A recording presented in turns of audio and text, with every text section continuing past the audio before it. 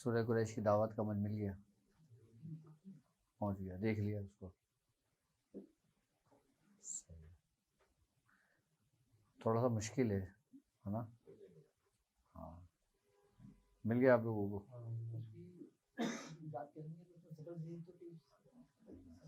क्या चीज़?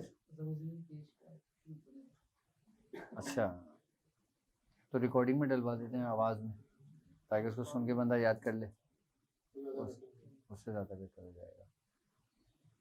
अभी तो टाइम है ना हमारे पास।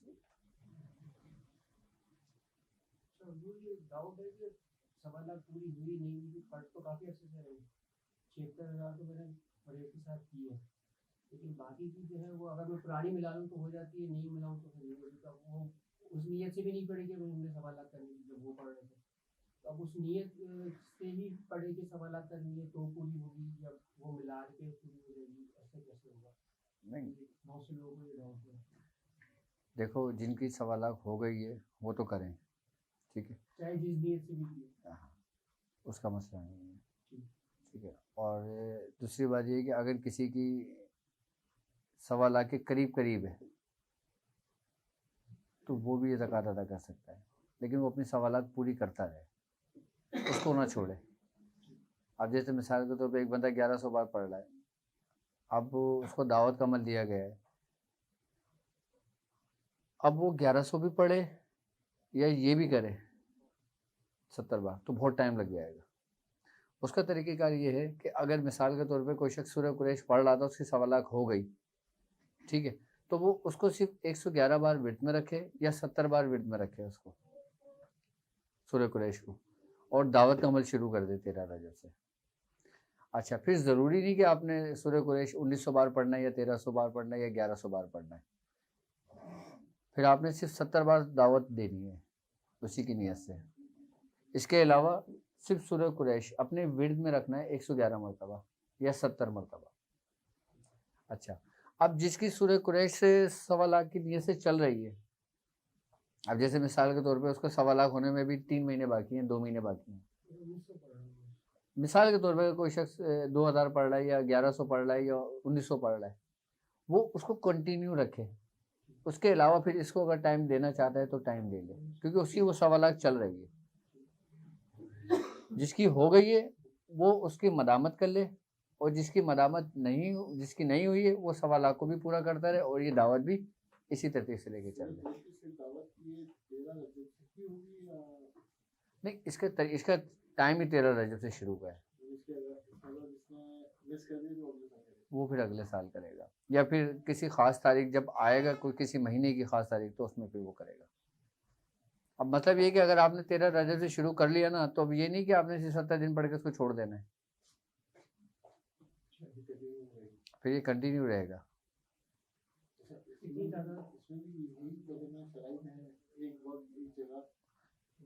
देखो, बेहतर तरीक़ेकार तो यही है दावत देने का कि एक ही जगह हो।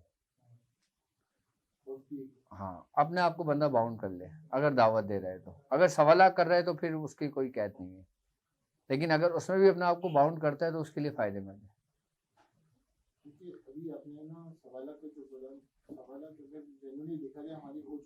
सही, नहीं तो मैंने, हाँ, वो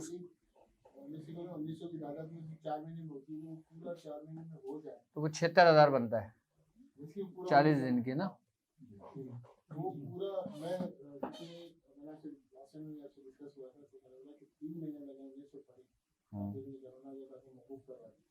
तो वो मैंने तो मलामत करना कंटिन्यूस पूरा 1.25 लाख इतना फिर करूं और उसके बाद करना है, तो नहीं, असल में 1.25 लाख क्यों करवाई जाती है सूरह कुरैश? मैं क्यों कह रहा हूँ आप लोगों को कि आप उसको 1.25 लाख पहले पूरा कर लें, ताकि इससे फ़ायदा आपको ये होगा कि ना तो आपको रुजत का डर होगा, ठीक है, ये बेसिकली हाज़िरी है, ये बेसिकली दावत से मुराद हाज़िरी होता है। मतलब हम किसी को बुलाते हैं, और जब हम जिसको बुलाएंगे कम से कम उससे हमारी शनासाई तो होनी चाहिए, यानी कि हम किसी को जानते हैं तो बुलाएंगे ना, और जब हम जानेंगे ही नहीं, उसको बुलाना शुरू कर देंगे, वो आ भी जाएगा तो आपके किस काम का? अगर वो आ भी जाता है तो आपके किस काम का? फिर जब आपका कॉलो करार ही नहीं है तो भी यकीनन या तो वो आपको नुकसान पहुंचाएगा या तो फिर वो वापस लौट जाएगा और फिर कभी नहीं आएगा। दावत के मामलात में ऐसा होता है कि सबसे पहले सूरह कुरैश सवाल कराने का मकसद ये होता है कि तुम्हारी अंदर सूरह कुरैश सराहियत कर जाए, यानी कि सूरह कुरैश के मौकलान, सूरह कुरैश की रूहानियत तुमको पहचान जाए, तुमको जान जाए। बुजुर्गान दीन फरमाते हैं कि जब तुम चाहते हो कि किसी अमल के मौकलान को मानूस करना, तो तुम उस अमल को सवालाक कर लो, उसके मौकलान तुमसे मानूस हो जाते हैं। सवालाक इस नीयत से कराई जाती है, तर्क जलाली के साथ, तर्क जमाली के साथ, ये सवालाक मुकम्मल करने के साथ। अच्छा, इसमें जो हाजिरी है, ये जो दावत है, ये बेसिकली है इसकी रूहानियत। अच्छा, सबसे पहले इसमें मौकलान की हाजिरी होती है। वो ये नहीं कि एकदम सामने आ जाएंगे, एकदम सामने आने में तो सालों लग जाते हैं। ऐसा नहीं कि 40 दिन में हाजिरी हो जाएगी या 70 दिन में हाजिरी हो जाएगी। अच्छा, दावत के तरीके में भी पढ़ने से जो ना फिर ये चीज़ें मानूस होती हैं। इब्तिदान में ये अपनी मौजूदगी का एहसास दिलाती हैं, ये अपनी मौजूदगी का एहसास दिलाती हैं कि जैसे लाइक आप कमरे में हैं, आपको फील हो रहा है कि मेरे साथ कुछ और शे भी है। कभी कोई लाइट बंद कर देंगे, आई बस समझ, कभी पंखा ऑन कर देंगे, कभी कुछ शरारत कर देंगे, कभी कुछ शरारत कर देंगे, एकदम कुछ नहीं होता। ये आहिस्ता आहिस्ता होता है और फिर जब इंसान जो जो अपनी मंजिल की जानिब बढ़ता रहता है, अपनी तादाद को मुकम्मल करके अपना सफ़र आगे करता रहता है। अच्छा, ये जो मौकलान होते हैं, ये बाकायदा तौर पे इसको आजमा रहे होते हैं, किसको? पढ़ने वाले को, कि क्या इसका कल्ब बर्दाश्त कर पाएगा। अच्छा, फिर ये बाकायदा तौर पे आवाज़ें देते हैं। अच्छा, आवाज़ें कमरे से नहीं, आप कमरे में बैठे हो, आपको बाहर से कोई आवाज़ आ रही है, आपका नाम लेके कोई पुकार रहा है, आप क्या करोगे? अगर अमल में नहीं होगे तो आप पूछोगे कौन है, और आप अमल में होगे तो आप अपने उसमें पढ़ते रहोगे अपना। आपको पता है कि ये मुझे तंग परेशान कर रहे हैं, आपका पूरा जहन बना हुआ है। जब आपका पूरा जहन बना होता है ना, तो आपको किसी किस्म का कोई नुकसान नहीं होता। और जब कोई अचानक आपके सामने आ जाए तो आपका हार्ट फेल हो जाएगा।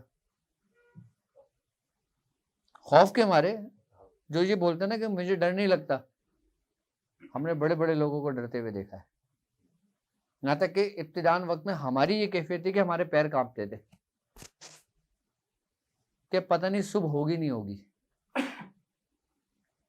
जबकि हमारी पुश इतनी मजबूत होने के बावजूद भी। मैं अपनी इब्तिदाई हाल बता रहा हूँ आपको अपना। अच्छा, मुझको मियाँ हुजूर से मेरा वो दौर मिला मियाँ हुजूर का कि उस वक्त मियाँ हुजूर की उम्र 36 साल थी और मेरी उम्र 16 साल थी।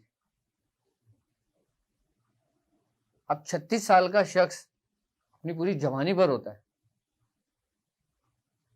अपने पूरे उरूज पर होता है, उसमें सख्ती वो नरमी नहीं होती। पहले मियाँ हुजूर बहुत सख्त है इस मामले में। उस वक्त हमने खुद उनको ये रियादत करते हुए देखा तो हमारे अंदर शौक पैदा हुआ। जब आपकी औलाद आपको जो करता हुआ देखेगी, औलाद उसी को अपनाएगी ना। आप जो कहते रहो औलाद पे कोई असर नहीं पड़ता, आप जो करोगे औलाद वो करेगी। तो उस वक्त उनकी उम्र कितनी बरस थी? 36 साल की उम्र थी। और उस वक्त मतलब इतना हुजूम नहीं था, मियाँ हुजूर के इर्द गिर्द हमारी खानका में इतना हुजूम नहीं था, सिर्फ एक दवाखाना था, गिनती चुनती के लोग आते थे बगैर दाढ़ी मूछ के, और कुछ ऐसे थे जो 70 और 80 साल के थे बूढ़े, वो बेचारे वहीं बैठे रहते थे, वहीं हमारे दवाखाने के बाहर। एक का नाम शाहजी था, उनकी उम्र उस वक्त तकरीबन 90 बरस थी। बस वो सिर्फ बैठने आते थे, सुनने आते थे। और मियां हुजूर अपने मुशाहिदा उस वक्त बता रहे होते थे कि कल मेरे साथ क्या हुआ, हमने तो वो दौर देखा है। मियां हुजूर हम लोगों से ये बातें शेयर करते थे।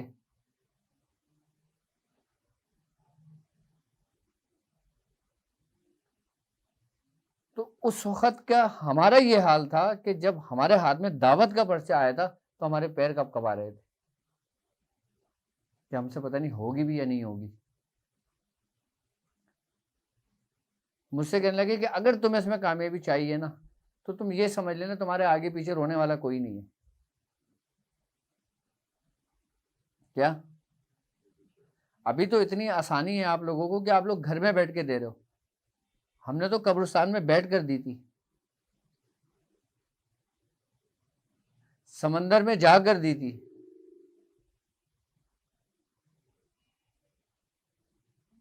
अब जब बंदा आधी रात को घर से निकलेगा अपने कब्रिस्तान जाने के लिए और उसको ये पूरा बताया जाएगा कि तेरे साथ ऐसा होगा, आप क्या करोगे? या तो जाओगे नहीं, या जाओगे तो फिर डगमगाते हुए जाओगे, और या बोलोगे यार पता नहीं सुबह हो ना हो, चलो जो होगा देखा जाएगा।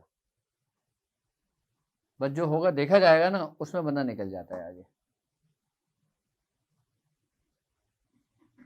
दावत में अभी यहाँ पे कोई सख्ती नहीं की हुई,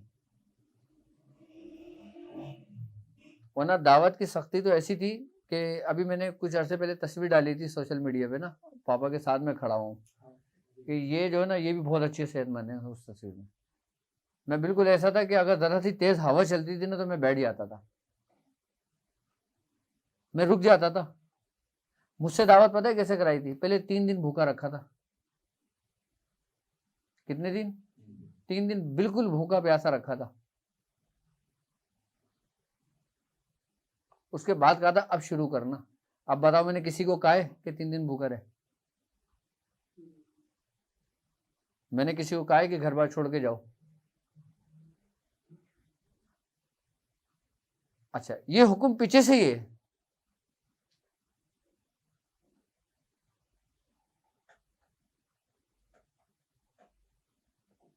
सख्ती अब भी है लेकिन अब इतनी नहीं है।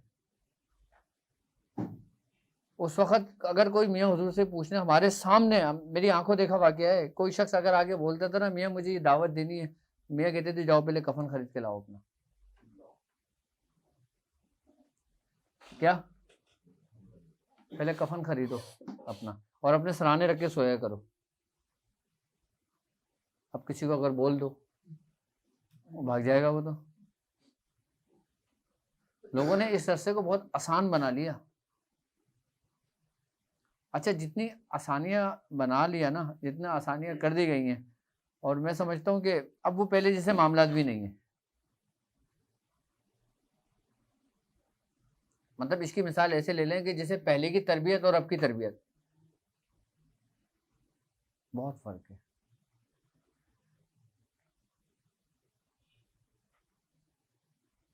पहले कोई छूट नहीं दी जाती थी,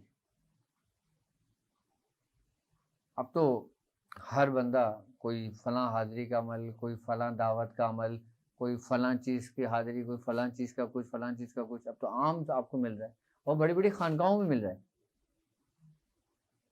हाँ, नामी गिरामी खानकाहों में मिल रहा है। अब जो फैज है ना वो उन बुजुर्गों की इजाजत का है। अब फैज इंसान की अपनी रियाजत का नहीं है, उन बुजुर्ग की इजाजत का है। लेकिन उस फैज में और अपनी जाती रियाजत के फैज में जमीन आसमान का फर्क है। यानी कि एक रियाजत, एक फैज आपको अता किया और एक फैज आपने खुद रियाज करके और फिर अता उसमें शामिल हुई। इसकी मिसाल ऐसे है कि जैसे एक 100 वाट का बल्ब और एक 1000 वाट का बल्ब, मतलब रोशनी दोनों बल्बों में, लेकिन किसी में उसकी कैपेसिटी के हिसाब से और किसी में अनलिमिटेड है। और इसकी बिल्कुल लवाजमात के साथ और इसकी पूरी प्रॉपर तरीके पाबंदी के साथ जो उसके तरीक़ेकार है उसके साथ अगर किया जाए ना तो बहुत सख्त अमल है ये। दावत इतनी आम नहीं थी और ना आम होती है। दावत आम नहीं होती।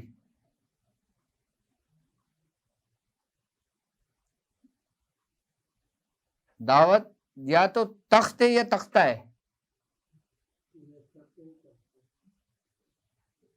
या तो ये तुम्हें तख्त अता कर देती जिसपे तुम बैठ के बादशाहत करते हो, और या फिर ये तुम्हें तख्ते पे लिटा देती है जिसपे लोग तुम्हें गुस्ल देते हैं। अब कौन आएगा, कौन करेगा? अभी तो सब जज्बात में मांग रहे हैं, मैं सही बता रहा हूं। लेकिन असल करने वाले तक पहुंच जाएगा। दावत की रेस ऐसे है कि जैसे 1000 बंदा दौड़ा और कभी एक भी नहीं पहुंचा, और कोई पहुंचने को तो एक ही पहुंचा, और कोई पहुंचने को 2-3 पहुंचे।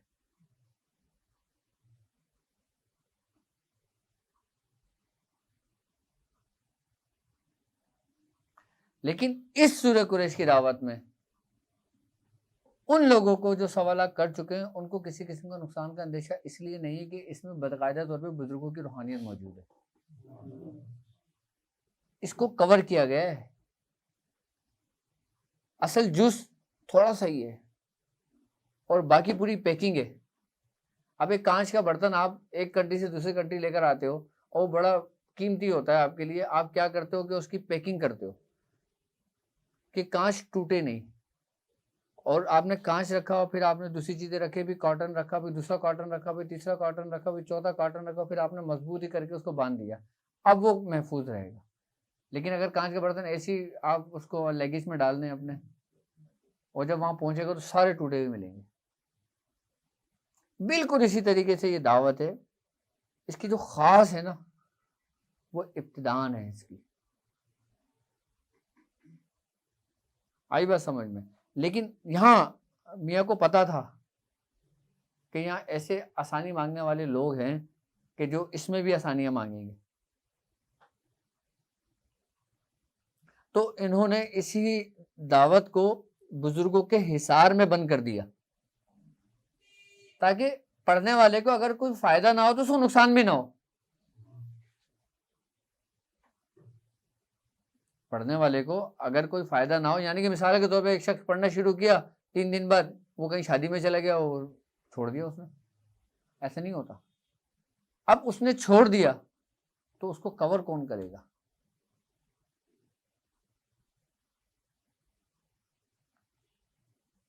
फिर उन्हीं बुजुर्गान दीन की जो जो नाम उसमें है ना, जिनसे मदद तलब की गई है, जिनके नाम के वसीले से कहा गया है, फिर उन्हीं बुजुर्गों की नाम की जो रूहानियत है ना, उन्हीं बुजुर्गों की जो रूहानियत है ना, इसको पूरा अपने गिर्द ले लेती है दायरे में, और फिर इसको अपने अंदर सल्ब कर लेती है।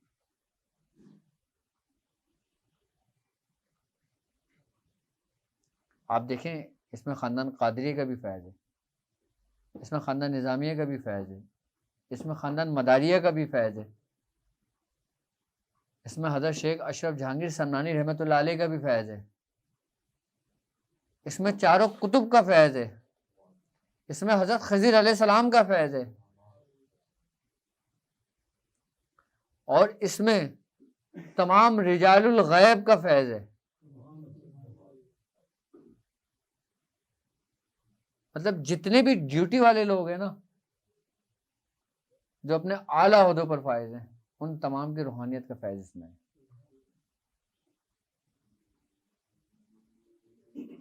किस तरह मियाँ हुजूर ने उसको पूरा एक दायरे में लिया। कोई बाप थोड़ी जाएगा उसकी औलाद को कोई नुकसान हो। औलाद तो शरीर भी होती है, शरारती भी होती है, कुछ बिगड़ी हुई भी होती है, कुछ शादी भी होती है।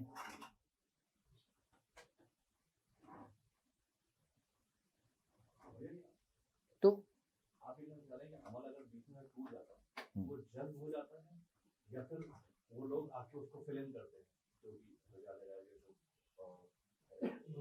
देखो, रोशनी रोशनी की तरफ सफर कर जाती है, लेकिन आपको क्या फायदा? आपने इतनी मेहनत से रोशनी बनाई, इतनी मेहनत से रोशनी पैदा की, इतनी मेहनत से सब कुछ किया, और फिर वो आपके अंदर से चली जाए।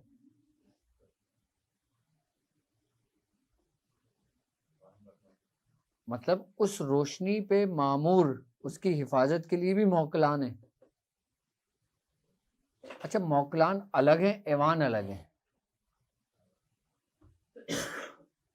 अच्छा, बाज लोग ऐवान को ही सुरुख जिन्नात कहते हैं, बाज लोग कहते हैं कि सुरुख जिन्नात ऐवान ये अलग अलग है। ऐवान के मातेज सुरुख जिन्नात है।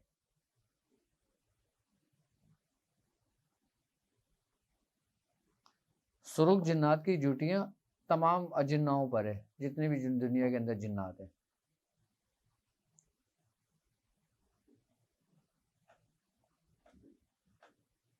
कहते हैं कि एक सुरुख जिन्नात तकरीबन 1.25 लाख जिन्नातों के लश्कर को जो ना कंट्रोल करता है। एक सुरुख जिन्नात, और बिल्कुल लातादाद है। लेकिन इसका ताल्लुक आपके सिर्फ आलम नासूर से ही है पूरा कंप्लीट। लेकिन जब इंसान आलम नासूर से सफर करके आलम मलाकूत में दाखिल होने की कोशिश करता है, तो उसके जो दरबान है ना, उनके बारे में है कि वो ऐवान है। वहां पे उनकी ड्यूटियां लगी हुई हैं, वहां से उनका सफर शुरू होता है। ऐवान की हाजिरी इतनी आसान नहीं है, मौकलान की हाजिरी इतनी आसान नहीं है। यहां तो जिन्नात की हाजिरी आसान नहीं होती, मतलब एक दर्जाबंदी है ना। एक बिल्कुल पतला शख्स, एक उससे ज्यादा सेहतमंद, एक ज्यादा सेहतमंद, एक उससे ज्यादा सेहतमंद, और जितने बंदे सेहतमंद होते जाएंगे उनकी कैपेसिटी उतनी बढ़ती जाएगी, उनकी ताकत उतनी बढ़ती जाएगी। अब जब तक बुजुर्गान दीन फरमाते हैं कि आप जिस अमल के जरिए कोई दावत दे रहे हो, किसी से जवाब तलब कर रहे हो, किसी को हाजिर कर रहे हो, उसके करने से पहले तुम उसकी रूहानियत को वो कर लो, उसकी रूहानियत को पहचान लो। ये ऐसी ऑन कर दो, तुम उसकी रूहानियत को पहचान लो, क्योंकि जब तुम उसकी रूहानियत को पा लेते हो, रूहानियत तुमसे मानूस हो जाती है।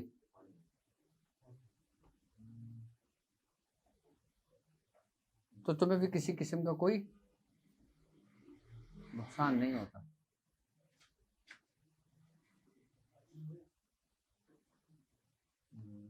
और आप शुरू में ही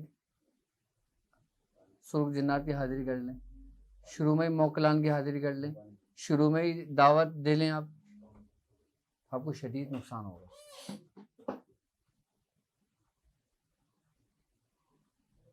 शदीद नुकसान पहुंचेगा आपको।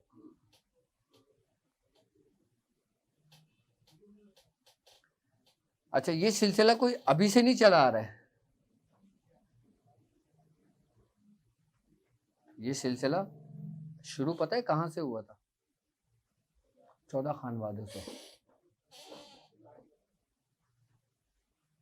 14 खानवादे समझते हैं?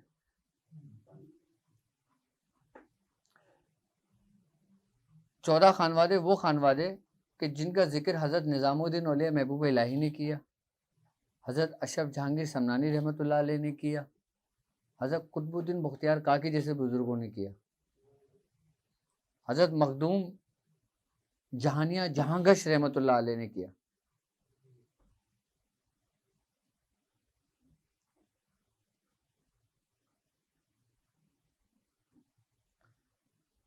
ये सिलसिला चला 4 पीरों से।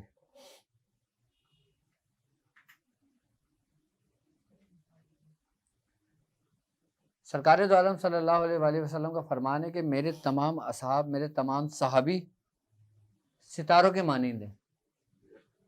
तुम जिसकी भी पैरवी करोगे मुझ तक पहुंच जाओगे। अब जब सहाबी रसूल हर शख्स ने दुनिया से जाना है, जब आप तमाम सहाबियों को जाने का वक्त हुआ तो उसके बाद किसकी पैरवी करने का हुक्म था? उसके बाद किसकी पैरवी करने का हुक्म था? जो उनके पैरोकार थे। अच्छा, आपने सुना होगा 4 पीर 14 खानवादे, 4 पीर 14 खानवादे, यानी कि ये वही 4 पीर हैं जो तरीकत के 4 पीर कहलाते हैं। जो शरीयत के 4 पीर हैं, जो हकीकत के 4 पीर हैं, जो मार्फत के 4 पीर हैं, जो वैदानियत के 4 पीर हैं, ये सिलसिले की तालीमात में थी। तो फिर इमाम आज़म अबू हनीफ़ा और बड़े बड़े उस वक़्त के जो मुफक्किरीन थे, मुहद्दिसीन थे, उन लोगों ने फिर ये इस चीज़ पे इज्तिमा वो किया कि अब क्यों ना उनकी पैरवी की जाए, कि जो ये समझ लें कि मौलाए कायनात हज़रत अली करमल्लाहु वजह के पैरोकारों में से थे। अब हज़रत अली करमल्लाहु वजह के अगर हम खुलफाओं की अगर बात करते हैं तो उनके 17 खलीफा थे, लेकिन ये सिलसिला किनसे चला आगे, जितने भी सलासिल चले वो चारों पीरों से चले। वो कौन थे? हज़रत इमाम हसन अली मकाम, हज़रत इमाम हुसैन अली मकाम, हज़रत इमाम हसन बसरी रहमतुल्लाह अलैह, और चौथे कुमैल बिन ज़ियाद। ये 4 पीर हैं असल में। यहां से पूरी तरीकत चली है, यहां से पूरे तरीकत का फैज आम हुआ है। आई बात समझ में? ये तरीकत के पीर कहलाते हैं। अच्छा, शरीयत के जो पीर है ना वो चारों इमाम हैं, जैसे इमाम आज़म अबू हनीफा, इमाम मालिक, इमाम शाफी और इमाम अहमद बिन हम्बल रहमतुल्लाह अलैह।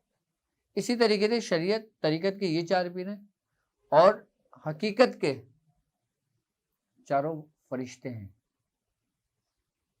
यानी कि जिब्राइल अलैहिस्सलाम, मिकाईल अलैहिस्सलाम और इसराफील अलैहिस्सलाम और इज़राइल अलैहिस्सलाम। अब मार्फत के जो 4 पीर हैं वो चारों खुलफाए राशिदीन हैं, यानी कि हज़रत अबू बकर सिद्दीक़ रज़ियल्लाहु ताला अन्हु, हज़रत उमर बिन ख़त्ताब रज़ियल्लाहु ताला अन्हु, और हज़रत उस्मान गनी रज़ियल्लाहु ताला अन्हु, और हज़रत अली करमल्लाहु वजह। अब वहदानियत के भी 4 पीर हैं। वहदानियत के जो 4 पीर हैं वो चारों अंबिया कराम हैं कि जिनके ऊपर चारों किताबें नाजिल हुई, यानी कि हज़रत मूसा अलैहिस्सलाम, हज़रत ईसा अलैहिस्सलाम, हज़रत दाऊद अलैहिस्सलाम और सरकार दो आलम सल्लल्लाहु अलैहि वसल्लम।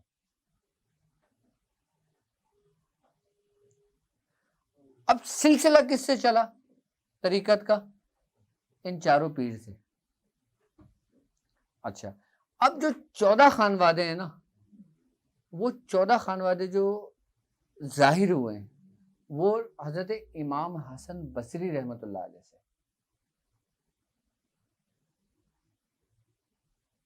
हज़रत अली करमल्लाहु वजह के 4 खलीफा थे। हज़रत इमाम हसन बसरी से जो खानवादे निकले, यानी कि हज़रत हबीब अजमी रहमतुल्लाह अलैह, और दूसरे शेख अब्दुल वाहिद बिन ज़ैद रहमतुल्लाह अलैह। अच्छा, हज़रत ख्वाजा हबीब अजमी जो थे ना, आपसे 9 खानवादे बने। कितने? और शेख अब्दुल वाहिद बिन ज़ैद से 5 खानवादे बने। 9 और 5 14। अब इसमें खानदान कादरी का कहीं जिक्र नहीं है, कि जिनका जिक्र आज से 700 साल पहले बुजुर्गों ने किया, 700-800 साल पहले।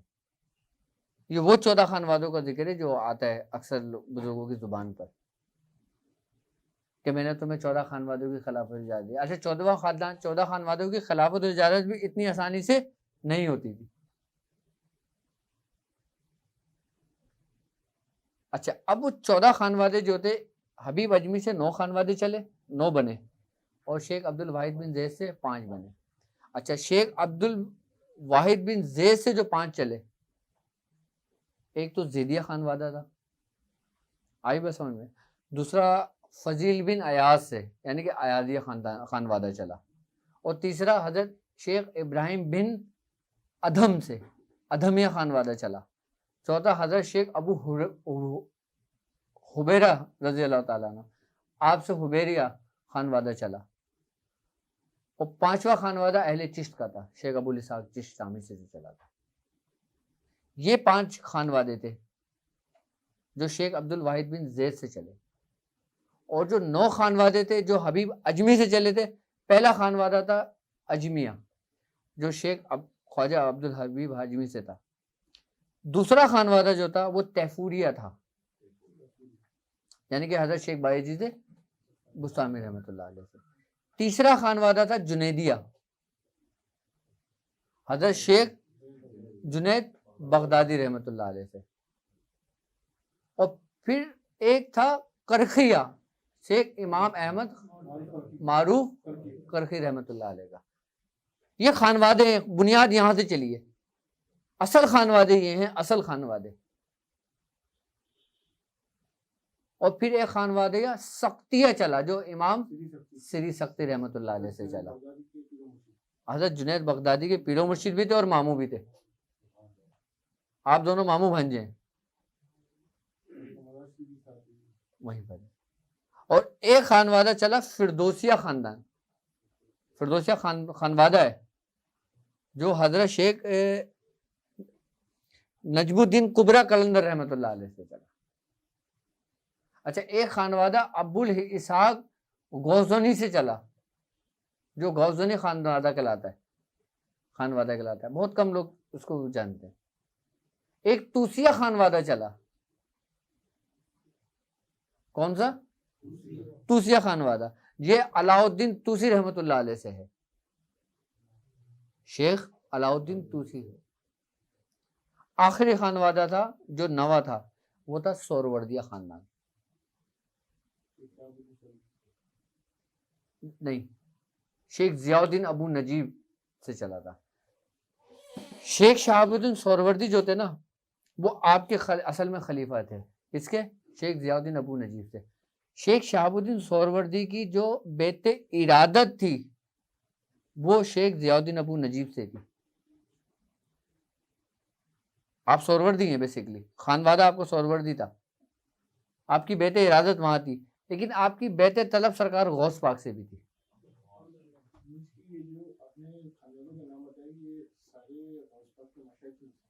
बिल्कुल, हजरत सैयदना शेख अब्दुल कादिर जिलानी आप खुद जुनैदिया खानवादे से ताल्लुक रखते हैं।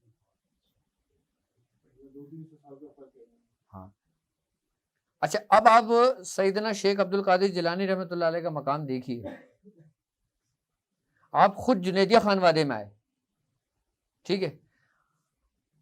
आपके खलीफा शेख शहाबुद्दीन सोहरवर्दी, आप सोहरवर्दिया खानवादे से आए, यानी कि जियाउद्दीन अबू नजीब आप उस खानवादे से आए। आपकी बेटे इरादत थी और सरकार गौस पाक से बेटे तलब थी। हमारा जो खानवादा था वो यही खानवादा था जो शेख शहाबुद्दीन सोहरवर्दी से चला। अच्छा, हम खानदान कादरी क्यों कहते हैं अपने आप को, जबकि खानवादा कादरी तो नहीं है, लेकिन खानवादा कादरी बाद में बना, जो तमाम खानवादों पे सबकत ले गया। कि जब आपने कहा कि मेरा कदम, तो फिर ये खानवादा तमाम खानवादों पे सबकत ले गया। ये ऐसा हो गया कि सब बादशाहों में बादशाह, यानी कि तमाम मलाइका में जो हज़रत जिब्राइल का मकाम है वो किसी और मलाइका का नहीं है। फिर इस खानवादे की अहमियत ऐसे हुई। अच्छा, शेख शहाबुद्दीन सोहरवर्दी रहमतुल्लाह अलैह, आपकी बैत इरादत जो थी वो किससे थी? शेख जियाउद्दीन अबू नजीब से। और हमारा जो असल खानवादा है, खानवादा कादरी है।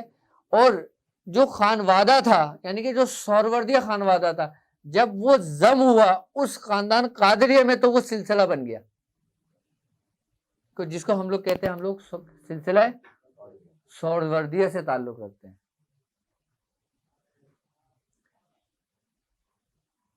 यानी कि एक समंदर बहता हुआ एक समंदर में जम हो गया। अब जब वो उस समंदर में जम हुआ तो फिर वो एक नहर की सूरत में, दरिया की सूरत में जारी हो गया। यानी कि ये खानदान कादरिया का ही ज़र्फ था कि जिसने ऐसे खानवादे को अपने अंदर जम किया।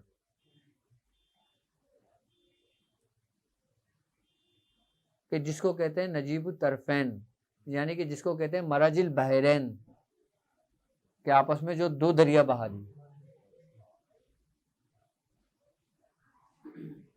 खानदान कादरिया हमारा और सिलसिला सोहरवर्दिया चिश्तिया। अच्छा, खानवादा भी चिश्तिया है। हम कहते हैं ना चिश्ती सिलसिला, बेसिकली चिश्तिया खानवादा था, खानवादा है। अभी जैसे मैंने नाम गिनवाए सारे खानवादों के। अब लोग नक्शबंदिया को खानवादा कहते हैं, कोई निजामिया खानवादा कहते हैं, अब बहुत खानवादे। लेकिन असल में जो 14 खानवादे थे ना, ये वही थे। और असल जो दीन की और जो तरीके की जो सिलसिले की तालीमात थी ना, वो इन्हीं खानवादे के सर सेरा सजता है। ये जो 14 खानवादे, जो 9 हबीब अजमी से चले और 5 शेख अब्दुल वाहिद बिन जैद से चले। हमारे सिलसिले में जिन जिन चीज़ों की इजाज़तें आई हैं, हमारे खानवादे में जिन जिन अमलियात की इजाज़तें आई हैं, हमारे खानवादे में जिन जिन दावतों की इजाज़तें आई हैं, वो इन्हीं खानवादों से होती भी आई हैं। यानी कि सब कड़ियाँ एक दूसरे से मिल रही हैं, निस्बतें बन रही हैं। जब तो कहते हैं ना कि आपकी निस्बत मजबूत होनी चाहिए, क्योंकि निस्बत आपको गिरने नहीं देती। और ये जो दावत का जो सिलसिला चल रहा है, ये इन्हीं बुजुर्गों की निस्बतें हैं। ये इतना तफसीली बताने का मकसद ये था कि हमारे पास जो ये दावत की इजाज़त आई है, हमारे पास जो सूरह कुरैश की इजाज़त आई है, वो इन्हीं खानवादों से आई है।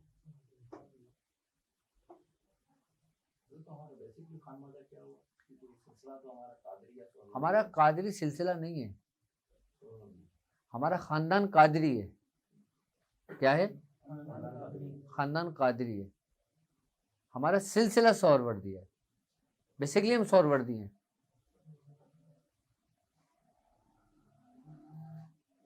और सोहरवर्दिया सिलसिले के अंदर बड़ी बड़ी नेमतें हैं।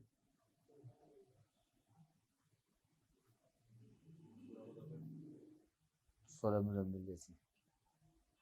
और जब यही सोहरवर्दिया जब खानदान कादरिया में जम हुआ, तो अल्लाह तबारक ताला कहता है ना, जब दो दरिया आपस में बहा दिए, उसमें फिर क्या निकलता है? मोती, लाल। और फिर जो मोती और जो लाल जो खजाने हैं ना, वो फिर हमारे बुजुर्गों की सूरतों में हमें मिले।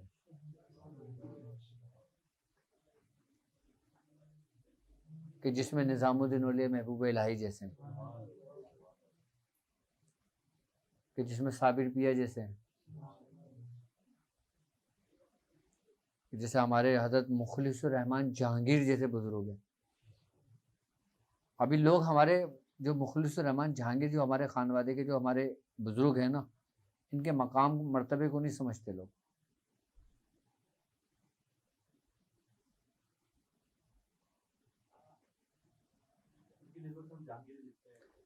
जी बिल्कुल, जहांगीर हमारे सिलसिले को कहा ही इनकी वजह से जाता है। हमारे सिलसिले में जो जहांगीर आए ना पूरे, वो ये जहांगीर थे पहले, हजरत मुखलिसुर रहमान जहांगीर। लोगों ने नाम भी नहीं सुना होगा। ये शेख अब्दुल हई शाह साहब के पीरो मुर्शिद भी थे और उनके वालिद भी थे। अच्छा, हमारे इस खानवादे में ना बाप बेटे बहुत हैं। हाँ, हजरत शेख मुबारक और शेख नूरुद्दीन मुबारक और शेख मुबारक गजनवी, ये दोनों बाप बेटे। आई बस समझ में। हजरत शेख नजमुद्दीन कलंदर और शेख निजामुद्दीन, ये बाप बेटे। हजरत मुखलिसुर रहमान जहांगीर, शेख अब्दुल हई शाह साहब, ये बाप बेटे। हजरत पीर फरतुल्लाह, हकीम फरतुल्लाह और शाह मोहम्मद हसन, ये बाप बेटे। हाँ,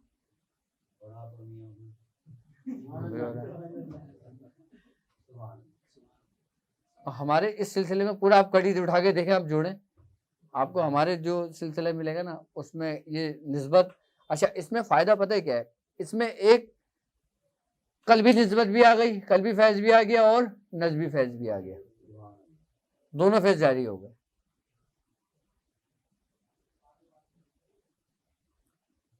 अच्छा, अब हम अब्दुल हई शाह साहब थे, नबी रजा शाह साहब का बताते हैं, आपकी कोई औलाद नहीं थी, आपकी कोई औलाद नहीं थी, आपके भाई से फेज जारी हुआ। अच्छा, पीर इनायत हसन शाह साहब से हमारा जो आया। अच्छा, हमारा सिलसिला यही पंजाब में भी है। अच्छा, कुछ बुजुर्गों में इख्तलाफ हो गया था, किसके बाद? नबी रजा शाह साहब के बाद, उनके आपस के खुलफाओं में। अब शाह मोहम्मद हसन पर आ जाते, आपकी भी कोई औलाद नहीं थी।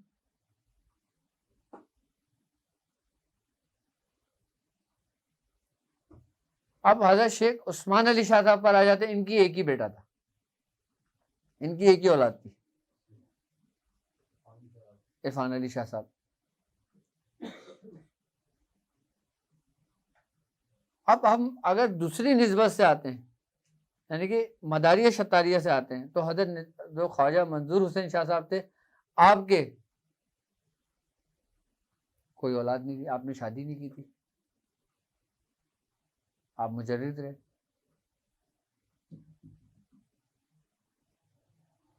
अच्छा, हमारे ख़ानदान और हमारे जो ये सिलसिला कलंदरिया जो है ना, सौरवर्दी का, हमारा ख़ानदान कादरी सिलसिला, सौरवर्दी, चिश्ती, कलंदरी जो है, सौरवर्दी, चिश्ती, कलंदरी, ये तीनों सिलसिले हैं हमारे। जो आपके मुरीद हैं वो और क्या कहलाएंगे? मैं बता रहा हूँ, ये जो तीन सिलसिले हैं ना, सौरवर्दी, चिश्ती और कलंदरी, ये तीनों सिलसिले ना 14 खानवादे को समेट कर लेकर आए। उन्हें से पहले कोई बुजुर्ग ऐसा कोई सिलसिला नहीं था कि जो 14 खानवादों को लेकर चले, वरना सब खानवादे अलग अलग बह रहे थे, यानी कि 14 नहरें बह रही थी। यही वो तीन बुजुर्ग थे कि जिन्होंने इन 14 की 14 नहरों को एक जगह जमा किया और फिर एक ही उसमें लेके पूरा बहना शुरू हो गया। इसीलिए हमारे जो सिलसिला है ना, इसको मरजिल बहरीन कहते हैं।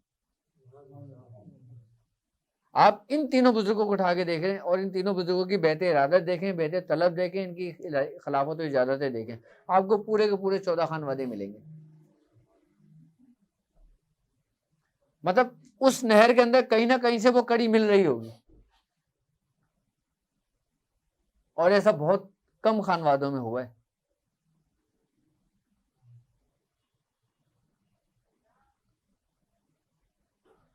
बहुत कम हुआ है ऐसा। ये 20 का नक्श जैसे इस्तेमाल से मैं लिखना शुरू करूंगा। आपने एक तरकीब बताई कि एक तरकीब ये कि आप पहले दिन एक लिखें, दूसरे दिन दो लिखें, तो वो मैंने ये नहीं कहा, तुमने सुना नहीं सही।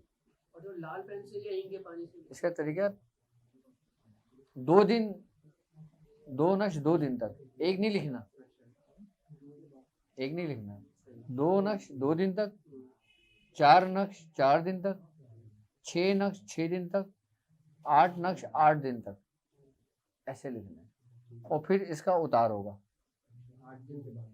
हाँ, 8 दिन पूरे हो जाएंगे, फिर 8 नक्श दोबारा 8 दिन लिखेंगे, फिर 6 नक्श दोबारा 6 दिन लिखेंगे, फिर 4 नक्श दोबारा 4 दिन, 6 दिन, फिर हींग के पानी और दरदर रंग मिला के इसी हाँ बना लें आसानी के साथ, उसका मसला है। वो तो फरीदा सुलेमानी का बताया था। अच्छा, तो इसको किससे लिखें? लाल इसको नॉर्मल पेन से लिखो। लाल पेन से लिखते हैं? हाँ हाँ, लाल पेन से लिख लो। उसके लिए इसमें पढ़ना है, सब अलग अलग 20 मतलब पढ़ना है। हाँ, अलग अलग पढ़ लो, ठीक है। मतलब एक पूरा लिखा और उसको 20 बार पढ़ लो। हाँ हाँ हाँ, पूरे।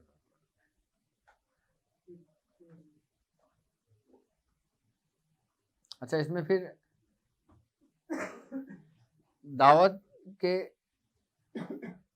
राज और इसरार बिल्कुल अलग होते हैं। किसी ने कुछ पूछना है, कोई अमल के मुतालिक, कोई दावत के मुतालिक? ये मुकम्मल हिसारी तो है, और क्या और कुछ पूछना है किसी ने? हैं? हाँ हाँ, घर में कमल कर सकते हैं। जो मतलब जब से लेके अभी तक जितनी भी पढ़ाई है इसको इसी जगह पे बैठ के कर सकते हैं। हाँ हाँ, उसी जगह पे कर सकते हैं।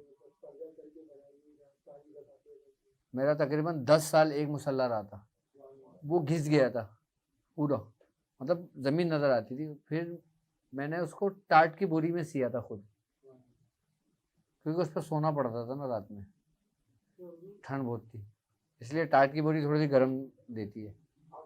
जैसे ये कराची में जानमाज के साल हो गया कि बिल्कुल अब जमीन चुस्ती के रखती है, तो उसको दूसरी पे बिछा सकते हैं। हाँ हाँ, दूसरी जानों में बिछा सकते हो। हाँ साल से ज्यादा हो गया। हाँ हाँ हाँ, होता है जानवर, लेकिन इंसान को संभाल रखनी अपनी एक ही चीज चाहिए, उसकी हिफाजत करनी चाहिए। असल वो है रूहानियत, जो आपकी इस्तेमाल शुदा चीजें हैं, जो दूसरों के लिए बायसे बरकत बनती हैं। आप तो हो ही हो, लेकिन आप नहीं देखते बुजुर्गों की सामान की चीजें उठा उठा के लोग ले जाते हैं। कोई किसी की नालैन ले जाता है, कोई किसी के खोड़े ले जाता है, कोई किसी की तस्बीह ले जाता है, कोई किसी की टोपी ले जाता है, कोई किसी की कुछ ले जाके रखता है अपने पास। तो वो बरकतें क्यों होती हैं?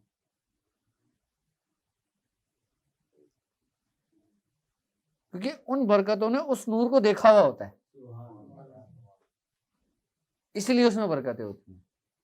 तो जो तरीकेकार है, मतलब जिस तरीके से हम बैठ के पढ़ते हैं, उसी तरीके से पढ़ना पड़ेगा। हाँ हाँ, उसी जो तरीके। हम रखते हैं अभी, शुरू से मतलब किसकी जानी दूर करके हाँ हाँ, नॉर्मल।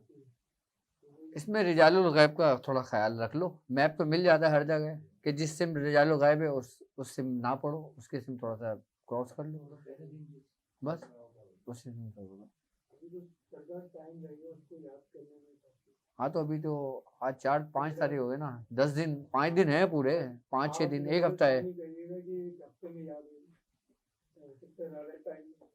मैंने अपनी वीडियो में कहा था क्या कि ये जिसके लिए है ना उसी के लिए है, जिसको ये याद हो जाए। आपकी तवज्जो होगी सबको याद होगी। देखो, किसी की भी तवज्जो किसी के लिए कोई फायदा नहीं देती जब तक उस शख्स में खुद तलब ना हो। हाँ, तड़प ना हो तो फिर हर तवज्जो फायदा देती है। अच्छा, एक तलब होती है हकीकी और एक तलब होती है जज्बाती।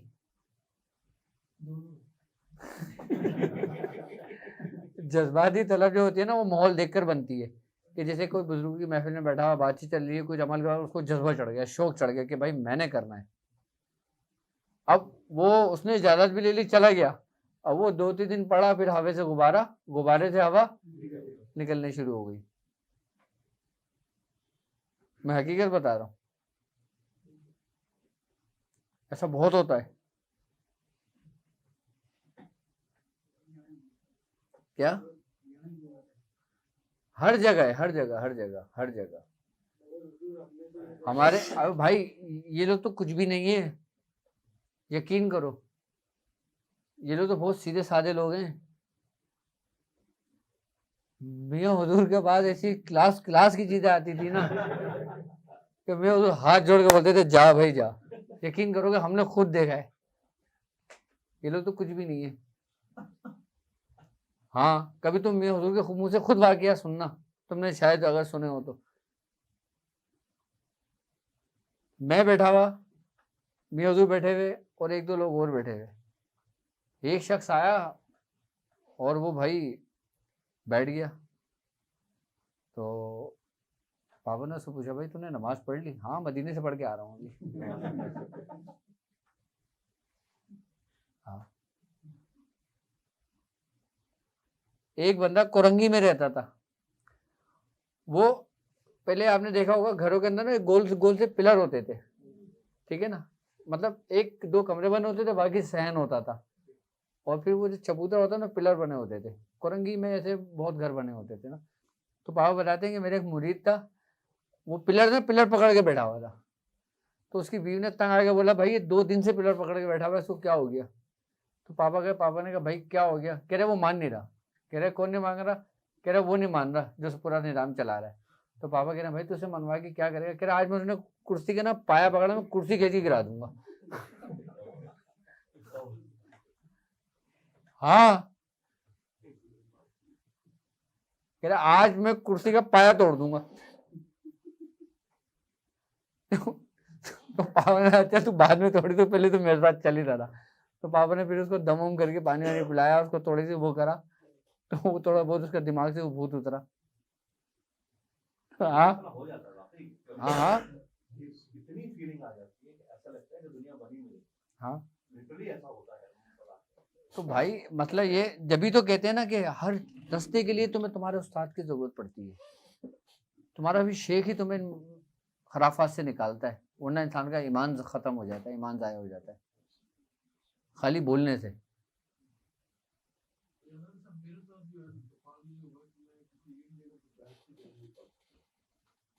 अच्छा, एक तो ऐसा था, अभी की बात है, अभी 5 साल 6-7 साल पहले की बात है कि एक मुरीद बाबा का वो शर्ट उतार के घर की चादर पहन के अपनी बीवी के आ गया।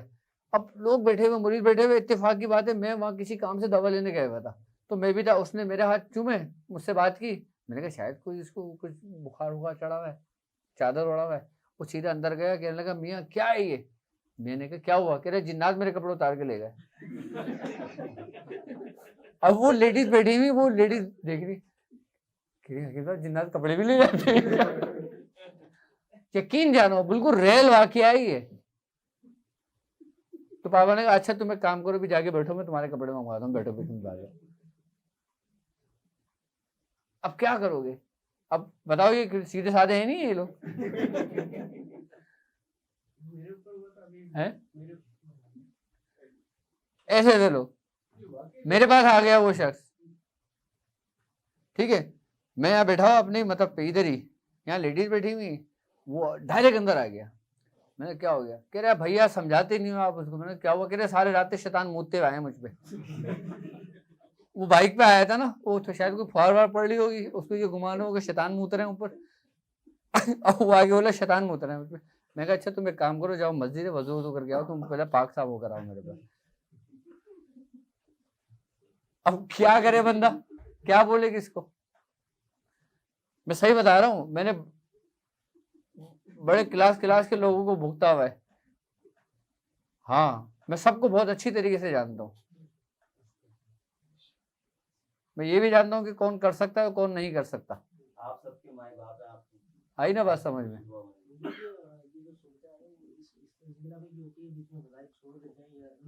बिल्कुल, ये रुजत की इंतहाई शक्ल है। हाँ, पागल हो जाते हैं लोग, जहन उलट जाता है। हाँ।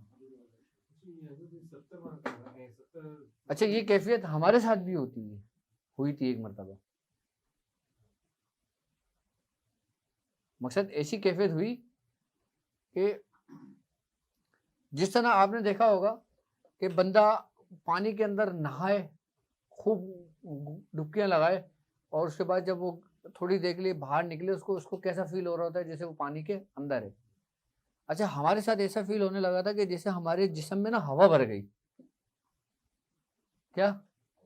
जैसे गुब्बारे में हवा होती है ना, ऐसा हवा। और हमें ऐसा फील होने लगा था कि जैसे हमारा कदम जमीन पे नहीं रखा जा रहा, और हम यूं यूं चेक करते थे मार मार के, जबकि थी जमीन ही, पैर जमीन पे ही था, लेकिन हमें लग रहा था कि जमीन पे नहीं है। मैंने जाके बोली, मैं ये क्या कैफियत है? हंसने लगे। हाँ, क्या होता है? हाँ, अजीब अजीब हालतों में अजीब अजीब कैफियतें होती हैं सालिक की। यहाँ से लेकर इस जगह से लेकर यहाँ पिंडलियों तक दर्द होना, ये तो वो नॉर्मली होता है। अच्छा, कैफियतें इतनी आसानी से नहीं होती, इसमें कुछ दोगे तो फिर कुछ लोगे। हाँ है, मतलब अपना वक्त दोगे तो किसी को, तो वो तुम्हें कुछ अता करेगा ना।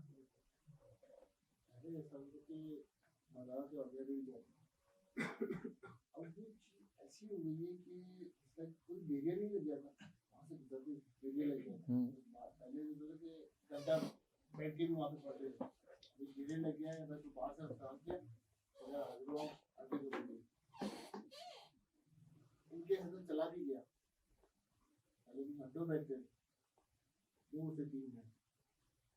हाँ हाँ होता है। ना दुआ मांगने का, ना सगा का, कुछ भी नहीं। ये पॉजिटिविटी होती है। ये नेगेटिविटी नहीं है। पूछिए क्यों, पता है? अब जब मैंने सूरह बकरा का आखिरी रुकू का जब अमल किया था ना, तो कब्रिस्तान में बैठ के किया था। तो जब मेरा अमल मुकम्मल हुआ था ना, तो फिर मुझे मियाँ ने कहा था तुम कब्रिस्तान नहीं जाओगे, अब तुम किसी मज़ार पे नहीं जाओगे, अब तुम किसी जनाजे के पीछे नहीं जाओगे, तुम किसी जनाजे को कंधा नहीं दोगे जब तक ये अमल कर रहे हो। जब ये अमल छोड़ दोगे तो तुम सब कुछ करोगे। अब जैसे बंदे को बुखार में रोटी छोड़ता है, वक्ती तौर पर होती है ना, मुस्तकिल तो नहीं होती। वो हम पे कैद लगाई गई, हम पे। प्रोग्राम बनाते हैं, जाएंगे एंड टाइम पे अरे सर फ्लैट बातों का इंसान की अपनी अंदर की जो रूहानियत है ना, उसको रोके रखती है। क्योंकि छोटा मकनातीस और एक बड़ा मकनातीस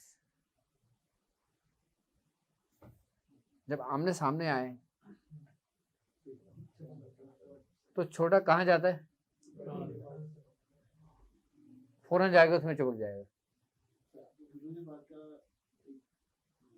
इस तरीके से पढ़ा, लाख कोशिश कर लें, जो तरीका बताया ना उसके अलावा दिल ही नहीं करता, उसके अलावा दिल ही नहीं करता। जैसे आप कहीं बैठे भी हो, वहाँ पे बैठ सकते हैं, पढ़ सकते हैं,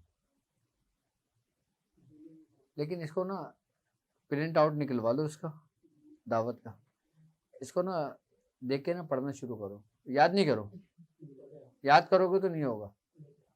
अच्छा, तो उसको ना आप पढ़ना शुरू करो। कहाँ है, दिखाओ, उसको पढ़ना शुरू करो। खाली उसको पढ़ना शुरू करोगे ना, पढ़ते पढ़ते पढ़ते पढ़ते पढ़ते तुम्हें खुद ब खुद याद होने शुरू हो जाएगा। पहले तुम पढ़ते रहोगे ना तो हर लफ्ज तुम्हारी जुबान पे चढ़ जाएगा। जब तुम देखो ना कि पढ़ने में अब रवानी है, उसके बाद याद करना शुरू करो तो याद आसानी से हो जाएगा। जब तक याद नहीं होता, जब तक वही 1900 की तादाद चलती रहेगी। हाँ, अगर करना चाहो 1.25 लाख हो गई है तो ठीक है, नहीं तो फिर 1900 बार कंटिन्यू कर लो उसको।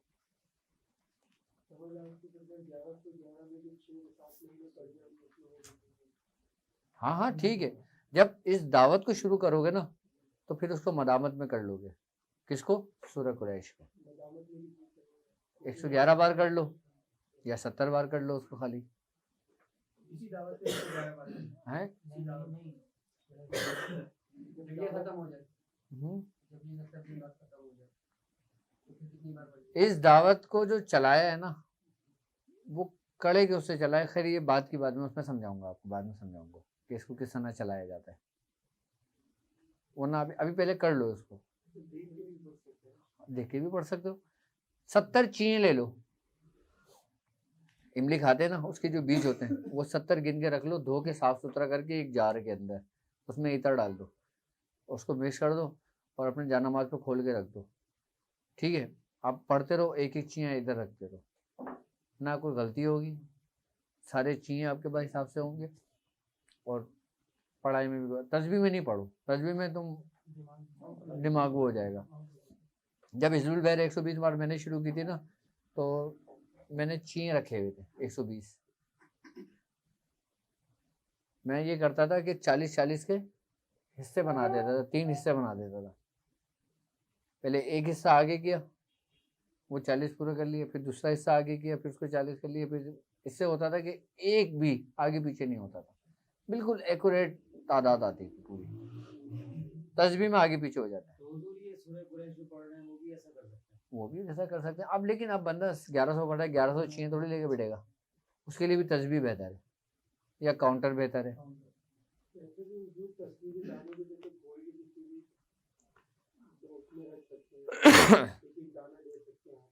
अच्छा, चीज़ें की एक अलग तासीर है इमली के बीज की चीज़ों की ना एक अलग ही तासीर है, या खजूर की जो गुठलियाँ होती हैं उसकी एक अजीब तासीर है। हाँ, इनकी अलग ही तासीर है पढ़ने में। आप सूरह कुरैशी पढ़ोगे। हाँ, कि जैसे अभी ये दावत दे रहे हैं, तो बेसिकली इसमें जो मौकलान हाजिर होंगे या इस दावत से क्या होगा? देखो, इब्तिदान में तो कुछ भी हाजिर नहीं होगा। आपने जब कोई इम्तिहान होता है तो आप इम्तिहान से पहले क्या करते हो कि मुझे इम्तिहान देना है, ये आपकी तैयारी है। किसकी? इम्तिहान देने की। आप प्रैक्टिस कर रहे हो किसी को बुलाने की। हाजिरियाँ कोई ये 40 दिन में, 70 दिन में, 3 महीने में नहीं होती हैं। इसमें 3-3 साल, 7-7 साल लग जाते हैं। लेकिन अगर हो गई तो फिर तुम्हारे आने वाली नस्लों के लिए हो रही होती है। फिर मैं अपने साथ चलने वाले को किसी को अंधेरे में नहीं रखना चाहता। अगर लोगों को ये गुमान है कि 40 दिन में हाजिरी हो जाएगी, तो ऐसा नहीं होता। ऐसा तो मेरे पास तो क्या कहीं भी नहीं होता। अजायबात मिलते हैं उसके लिए फिर भी से वो तो आपको मिलने शुरू हो जाएंगे पहले दिन से ही, मतलब उसका उम्मीद है आपका जो और हर बंदे के अलग अलग होंगे। लेकिन वो अपने को सवार ना करे। हाँ, आने आने आने या ना आने के लिए वो बात नहीं। आने वाले माइंड से होगा। इसमें जो कुछ भी दिखाएं तुम्हें, जो कुछ भी दिखाएं उसको सिर्फ देखो और इग्नोर कर दो। या तुम्हारे साथ जो भी वाकया, जो भी मामलात हो, तुम बस उसको देखो और बर्दाश्त कर लो। जितनी आपके अंदर बर्दाश्त बढ़ती जाएगी ना, आपको और उतना आता होता जाएगा। और जितना आप थोड़ा सा भेज जाओगे ना, कुछ हुआ, अब मिसाल के तौर पे इनके साथ कुछ हुआ, अब इन्होंने ठक उठा के इनको सबसे पहले फ़ोन किया। अब वो बोले भाई सब्र तो कर ले। नहीं नहीं, पहले यह सुनो, आज मेरे साथ ऐसा हुआ है। अब इन्होंने वो पूरी रात की कहानी सुना दी। अभी बोला अच्छा तेरे साथ हुआ है, मेरे साथ तो ऐसा नहीं हुआ। इनका भी अमल खराब और इनका भी अमल खराब, दोनों जाएंगे।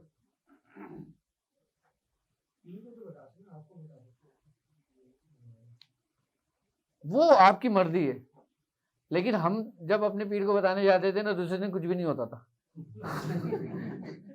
इसलिए हमने बताने छोड़ दिया था। फिर एक वक्त में आ गया, हमारे पीर भाई ने हमें बताई थी ये बात। हमको हाजिरी लगानी है, वो ना हो ना हो। हाँ, मसला ये है, आपने हाजिर रहना है। पर्दापोशी रखनी है इसकी, मतलब जो भी अजायबात होंगे इसकी पर्दा- ये राज है। और जब तुम किसी के राज को खोलोगे तो जिसका राज है ना, वो तुमसे खुद निमट लेगा। फिर वो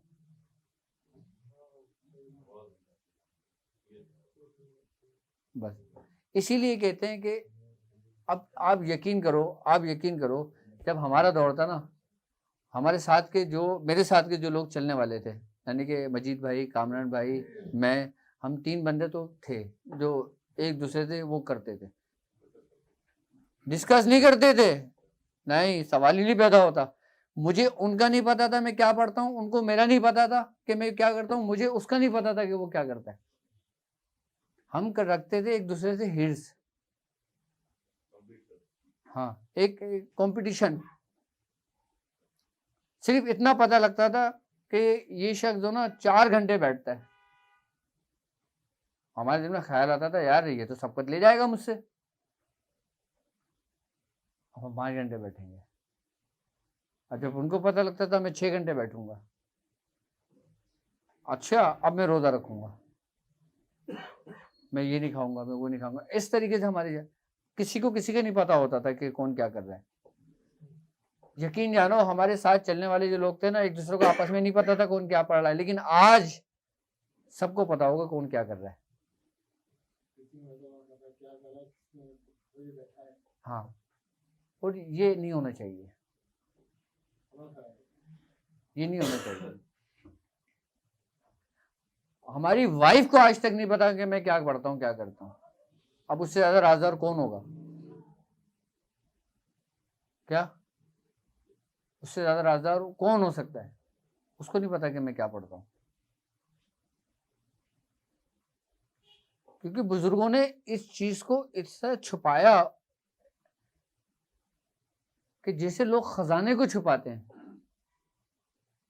कि अगर किसी को बता दिया तो चोरी कर लेगा। अगर आपके पास कोई कीमती चीज हो और ऐसी कीमती चीज हो कि जिसकी तलाश तमाम लोगों को हो, आप क्या करोगे? किसी को भी नहीं बताओगे आप। आपको पता है कि मैंने बताया मेरी मौत है, ये मुझे मार के ले जाएगा।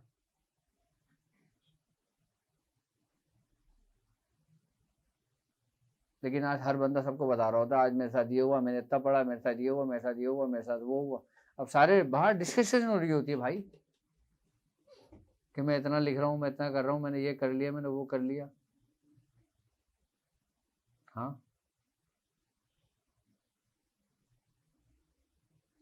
और एक तरीके से अगर देखा है, रहनुमाई तो दे सकते हैं ना। रहनुमाई आप सिर्फ अपने शेख से अकेले में लो,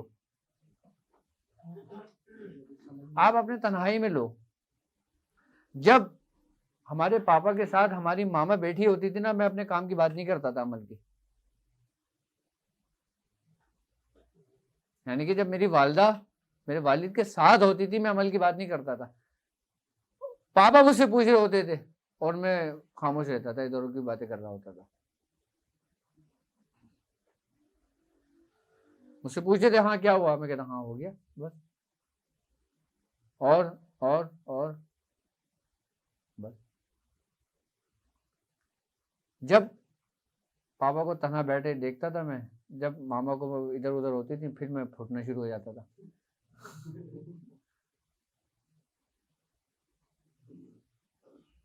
भाई ये एक राज है।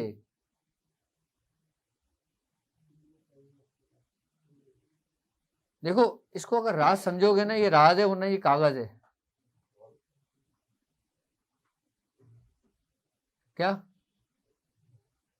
ये अमल जो है ना, इसकी अहमियत को जानोगे, इसको राज रखोगे तो ये, वरना ये आपके लिए बेकार है।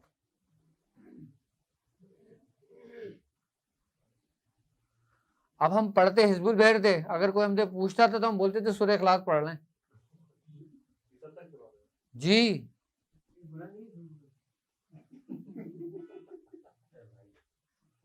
हाँ, नहीं हम सूरह इखलास भी पढ़ते थे भाई। अगर हम असल में ये अमल कर रहे हैं, असल अमल ये कर रहे हैं, हम दावत इसकी दे रहे हैं, किसी ने हमसे पूछा क्या कर रहे हो, सूरह इखलास पढ़ लें। सूरह इखलास कितनी पढ़ते थे? सिर्फ हाथ में 10 दफा रोजाना नमाज के बाद। मैं पर तो पाबंदी से पढ़ता हूँ। मैं बताना चाह रहा हूँ दूसरों की तरह कि मैं भुगत चुका हूँ। मुझे ऐसी टॉप की चीज़ें मिली थी सलमान बाबा से।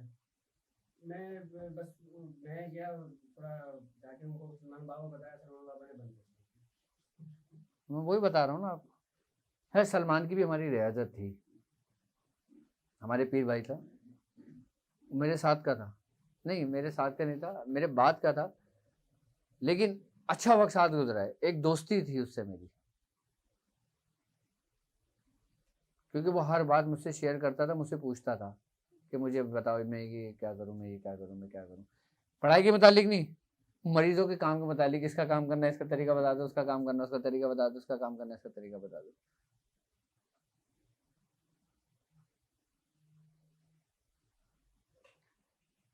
सबसे ज्यादा जो तरीकेकार मियां हुजूर से मैंने लिए ना, वो शायद ही मियां हुजूर के किसी मुरीद के पास है। आप यकीन जानो कि जब मेरी सोबत उस वक्त मियां हुजूर के साथ थी जब मियां की 36 साल उम्र थी, मेरी 16 साल उम्र थी, और मैंने 20 साल एक साथ गुजारे। यहाँ तक कि मियां हुजूर नाक पहुंच के अगर टिश्यू फेंक दिया करते थे ना, वो पड़ा देता था। जब इधर उधर लोगों की नजरें होती थी ना, ठक करके गायब हो जाता था वो। हम किसी पे जाहिर भी नहीं करते थे। और कोई अमल लिख के उन्होंने कोई फाड़ दिया या पर्चा भेज दिया या कोई अमल लिख के दे दिया या कोई नुस्खा लिख के दे दिया, आज तक मेरे पास वो चीज़ें मेरी डायरी में, मेरे इस लॉकर में और घर पे मौजूद हैं। पूरे उसमें बोरे भरे हुए हैं, किस चीज़ के? खाली बोसीदा पर्चियों के। अभी मैंने तुम्हें कितनी ब्याज दिला के दी हैं, और कौन से सन की हैं वो? 1966, 1956, 1946 की। इन बच्चों को लाके दी। मैंने कहा यार इसको तुम थोड़ा सा वो करो, क्या कहते हैं, कंपोजिंग करो, कंप्यूटराइज करो, फिर जाया ना हो ये। और हाथ की लिखी हुई मियां हुजूर के जितने, अच्छा मियां हुजूर की शख्सियत एक ऐसी है, उनकी ज़ात एक ऐसी है कि उनसे बंदा जैसी उम्मीद जैसी तमन्ना रखे वो वैसे ही है।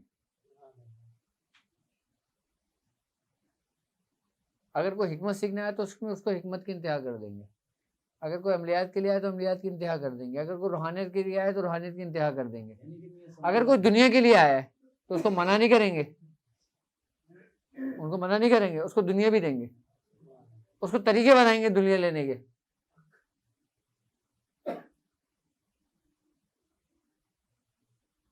तो अमलियात की दुनिया में जितने अमलियात में हुजूर के हाथ के लिखे हुए आज महफूज है ना, तो वो मेरे पास है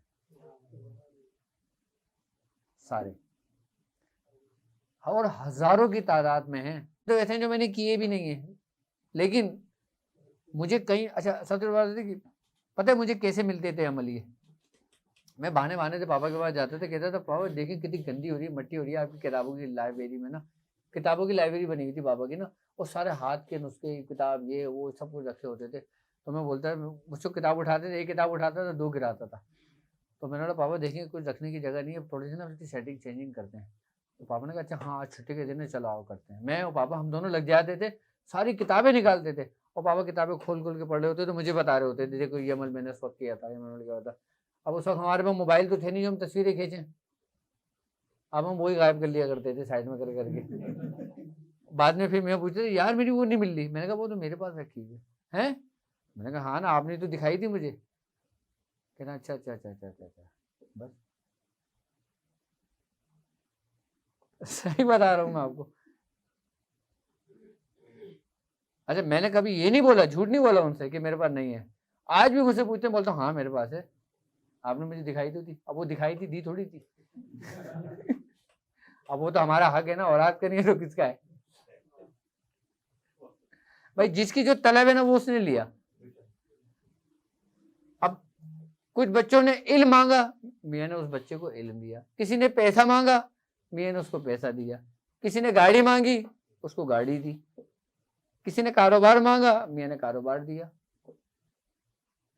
लेकिन वाजिद ने कभी दुनियावी चीज नहीं मांगी उनसे। आज अल्हम्दुलिल्लाह मियाँ हुजूर को अल्लाह सलामत रखे। आप मियाँ हुजूर से जाके पूछना कि मैंने उनसे कभी दुनिया नहीं मांगी। मैंने उनसे ये नहीं मांगा कि मुझे ये दिला दो, मुझे मोबाइल दिला दो, या मुझे गाड़ी दिला दो, या मुझे वो कर दो। मैंने वो चीज मांगी जो मेरे पास नहीं थी, जिस चीज की तलब थी।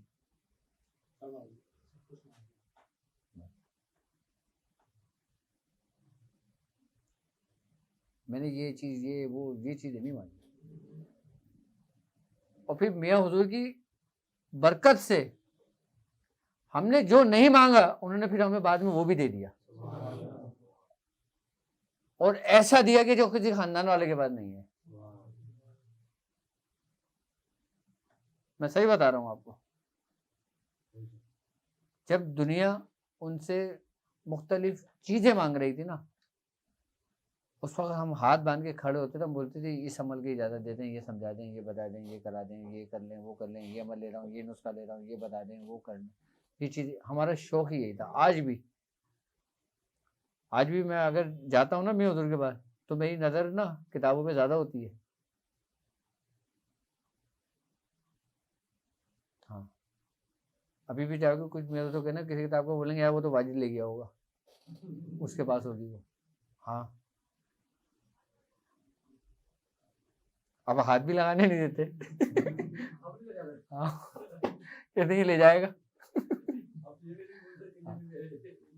मेरे पास किताबें हैं, लेकिन 100 साल पुरानी है, 50 साल पुरानी है, 200 साल पुरानी है, और हाथ की लिखी हुई।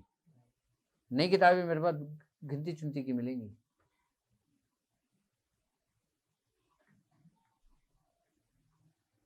हाँ नई किताबें मैं खरीदता ही नहीं हूँ। मुझे नहीं याद कि मैंने कभी कोई नई किताब खरीदी हो। पुरानी किताब अगर किसी के घर में भी नजर पड़ जाए ना, उसको बोलता हूँ उठा के लाइए।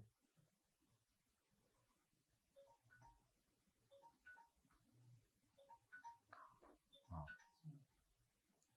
क्योंकि अब के नुस्खों में पुराने नुस्खों में जमीन आसमान का फर्क है, बहुत चेंज कर दिया भाई। किसी ने कुछ पूछना है तो पूछ लो, दावत के बारे में, अमल के बारे में, कुछ तरीके का कुछ रह गई हो, कुछ भी कोई सवाल भी हो, ताकि लोगों तक पहुंच जाए ये बातें। किसी सामान की जरूरत नहीं है, बस खुशबू का इस्तेमाल कर लेना। अच्छा, कोई एहराम नहीं पहनना,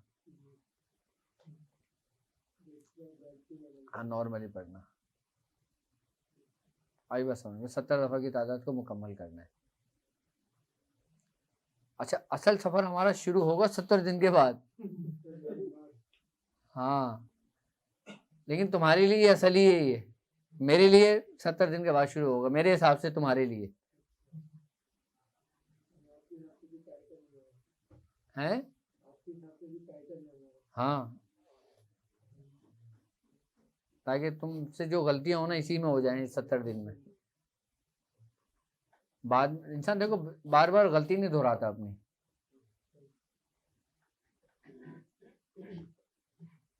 लेकिन इसका भी तुम्हें इतना ही फैज मिलेगा जितनी तुम्हारी सोच होगी।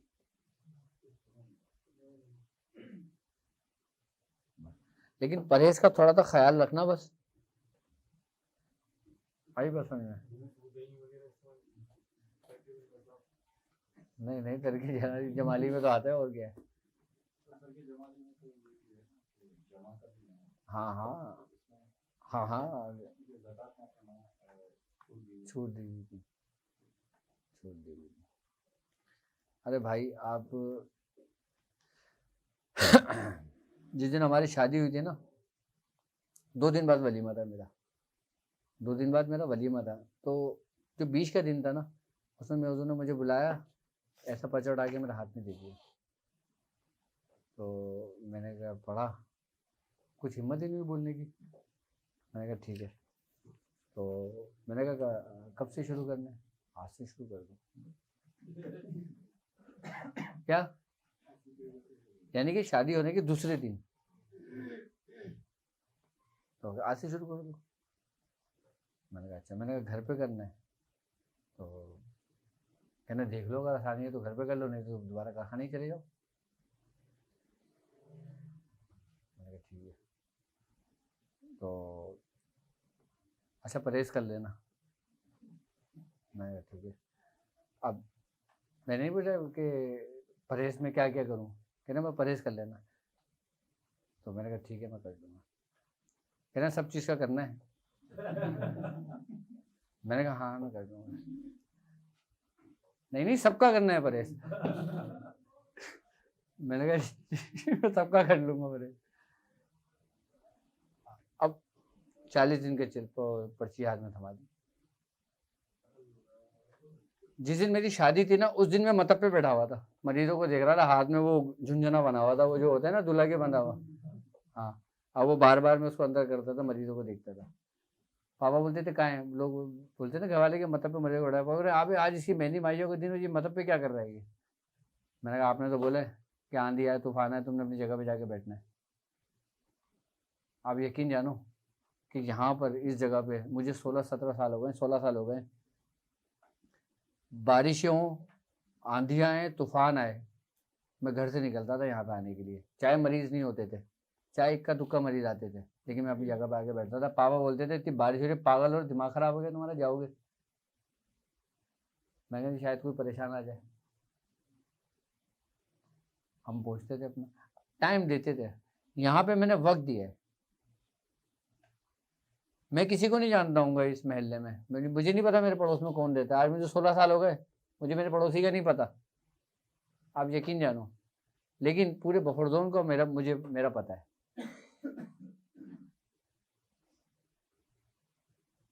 सिर्फ यहाँ आए, अपना बैठे और चले गए, आए बैठे 2 घंटे चले गए, 1 घंटा बैठे, 3 घंटे बैठे, 6 घंटे बैठे, अपना फारिग हुए, अपना घर चले गए, फिर घर से बाहर नहीं निकले। या तो किताबों में लग गए, आई बात समझ में, या थोड़ा मोबाइल इस्तेमाल कर लिया, बस। या रात हुई तो अपने पढ़ाई भी चले गए।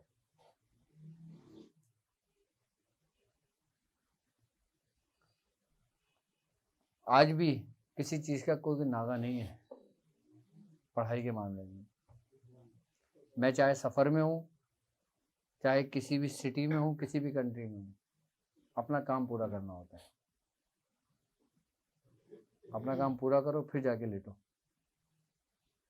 हाँ, लेकिन अब ये रियायत है कि अब उस तादाद में नहीं जिस तादाद में हम पहले करते थे, लेकिन हर एक वक्त होता है, बस ये बात है। तो बस ठीक है, इस अमल को तुम पढ़ना शुरू करो ताकि आसानी के साथ याद हो जाए, ठीक है। और अल्लाह का नाम लेकर शुरू करो, बाकी अल्लाह ताला कामयाबी अता फरमाए। सुबहान अल्लाह बहर गम यार तुही, सुबहान अल्लाह बहर कुशाय शिकार तुही, सुबहान अल्लाह बहरमत कुन फयाकुन, सुबहान अल्लाह मुराद मन हासिल कुन। ए खालिक हर बुलंदी व पस्ती, शीचिस ताबा कुन जा हस्ती, इल्म अमल फराग दस्ती, ईमान व अमा तंदरुस्ती। या इलाहुल आलमीन, या इलाहुल आलमीन, हम सब पर अपना रहम करम अता फरमा। या इलाहुल आलमीन, जो जो अमल शुरू कर रहा है बारी ताला उसकी नेक तमन्नाओं को, नेक ख्वाहिशात को, इस अमल को पूरा फरमा। या इलाहुल आलमीन, इस अमल के दौरान अगर किसी से कोई गलती सरदत हो गई तो अपना रहम करम फरमा। या इलाहुल आलमीन, अपना रहम करम अता फरमा। या इलाहुल आलमीन, हर किस्म की नाहगानी आफ़तों से महफूज फरमा, हर किस्म की आजमाइशों से महफूज फरमा, हर किस्म की वबाओं से, बलाओं से, मुसीबतों से महफूज फरमा। या इलाहुल आलमीन, जादू के शर से, हासिदों के हसद से, नज़र बद से, मुनाफिकों की मुनाफिकत से, शरीर जिन्नातों के शर से, इंसानों के शर से महफूज फरमा। या इलाहुल आलमीन, हम चंद लोगों को उन चंद लोगों में शामिल फरमा जिनसे तू राज़ी हुआ, जिनसे तू राज़ी हुआ, जिनसे तू राज़ी हुआ। या इलाहुल आलमीन, हमारे शेख का साया हम पर हमेशा कायम व दायम रख। या इलाहुल आलमीन, हमारे शेख को हमारे लिए सलामत रख। या इलाहुल आलमीन, हमारे शेख को अच्छी सेहत अता फरमा, अच्छी ज़िंदगी अता फरमा, तमाम नेमतें उन पर अल्लाह तबारक ताला तमाम अपनी नेमतें तमाम फरमा। या इलाहुल आलमीन, अपनी नेमतों को तमाम कर दे। या इलाहुल आलमीन, हम सब पर अपना रहम व करम फरमा। या इलाहुल आलमीन, जिस शख्स ने जिस जिस दुआ के लिए कहा है बारी ताला उसकी नेक तमन्नाओं को, नेक ख्वाहिशात को पूरा फरमा।